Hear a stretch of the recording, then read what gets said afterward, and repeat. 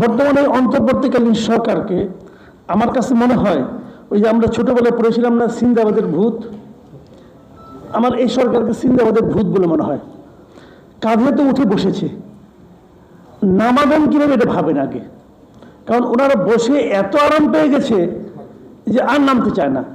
এখন ওনাদের লক্ষ্য হলো যদি আমি 2 দিনের বেশি থাকতে পারি তাহলে 2 ফাইলে সিগনেচার করা যাবে, ওই সিগনেচার থেকে কিছু আসবে। চিন্তাটা এখন ওই পর্যায়ে যে ঠিক আছে সেটা কিভাবে কি করবেন এটা নিয়ে সবাইকে এখন ভাবতে হবে।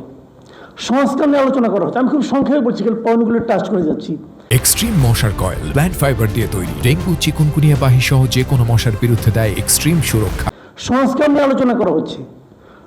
সংস্কারটা কি আসলে, তারা কি সংস্কার করবে? গত 11 মাসে তারা কি সংস্কার দেখাতে পেরেছে এটা আমাকে বলেন। তারও চেয়ে বড় কথা আমি আরেকটা কথা বলি, যে ওনারা যে সংস্কারটা করবেন সেটা কি ভালো হবে না মন্দ হবে এটা আমি বুঝবো কি করে? উনি যদি ওনার সরকারের মধ্যে সেই সংস্কারের কিছু একটা প্রয়োগ করে দেখাতে পারতেন, দেখেন আমরা এই কাজটা করেছি, এই কাজটা ভালো, অতএব এইটা আপনারা পরবর্তী সময়ে করেন, আপনাদের উপকার হবে। পারছেন? পারেননি তো। এই সরকার ঠিক সেভাবেই চলছে যেভাবে আগের সরকারগুলি চলতো। তো যিনি নিজের সংস্কার করতে না পারেন, যিনি নিজের জীবনযাপনের মধ্যে সংস্কার করতে না পারেন, নিজের সরকারের মধ্যে সংস্কার করতে না পারেন, তার মুখে তো সংস্কার শব্দটাই মানায় না। এটা কি সংস্কার করবে? কতগুলো ভাড়াটে বুদ্ধিজীবী নিয়ে আসছে বিদেশ থেকে, কতগুলি এনজিও নিয়ে আসছে, এই এনজিওদের সংস্কার, যারা নাকি এই দেশ থেকে চলে গেছে, যে ভাড়াটে বুদ্ধিজীবীরা যারা অন্য দেশের নাগরিকত্ব গ্রহণ করে, সেই লোক এসে আমাকে সংস্কার করবে, আর সেই সংস্কার আমাদের দেশের পলিটিক্যাল পার্টিগুলো মানবে। কেন মানবে এটা আমি বুঝি না।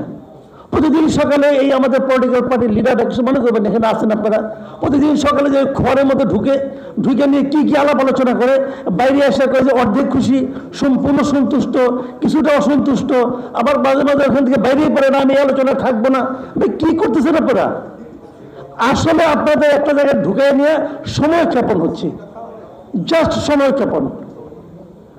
ক্ষেপণ করে এটাকে অজুহাত হিসেবে দেখানো হচ্ছে যে যতদিন এই সংস্কার না হবে ততদিন নির্বাচনের কথা বলতে পারবেন না। ভাই আপনি গণতন্ত্রের কথা বলেন, গণতন্ত্রের অনেকগুলি পথ আছে, আপনি অনেকভাবে গণতন্ত্র করতে পারেন, কিন্তু আপনি যে পথেই যান না কেন গণতন্ত্রের প্রথম পদক্ষেপ হচ্ছে নির্বাচন। আপনি জনগণকে সেই ক্ষমতা দিতে হবে যার মাধ্যমে জনগণ নির্ধারণ করবে যে পরবর্তী 5 বছর কে শাসন ক্ষমতায় থাকবে, মানে শাসনটা কে পরিচালনা করবে, রাষ্ট্রটা কে পরিচালনা করবে, এই জিনিসটা নির্ধারণ করার দায়িত্ব হলো জনগণের। কারণ জনগণ যদি ঠিক করে, জনগণ তাকে সরাতেও পারবে, তাহলে যারা যাবে তাদেরকে জবাবদিহিতা থাকবে জনগণের কাছে। এই সরকার তো কোনো জবাবদিহিতা নাই। যাই হোক, আমি এটা নিয়ে আর ডিটেল যাবো না। আমি আর্টিকেলটা দেখলাম বসে বসে, এখানে আমি একটু পরে এসেছি, সম্পূর্ণ দেখা হয় নাই। তো এটা দেখলাম, উনি তত্ত্বাবধায়ক সরকারের বিভিন্ন দেশের উদাহরণ টেনেছেন, অনেক পরিশ্রম করেছেন, কোনো সন্দেহ নাই। কিন্তু পিআর পদ্ধতি দিয়ে ওনার যে বিশ্লেষণগুলো, উনি থাকলে ভালো হতো। এটা আমার কাছে খুবই একপেশে মনে হয়েছে। উনি পিআর পদ্ধতির মধ্যে কোনো কিছু ভালো খুঁজেই পান নাই। কেন খুঁজে পারেন না ভাই? তাহলে 91টা দেশ এই মুহূর্তে বিশ্বে, তারা কি খারাপ জেনে এটা করতেছেন?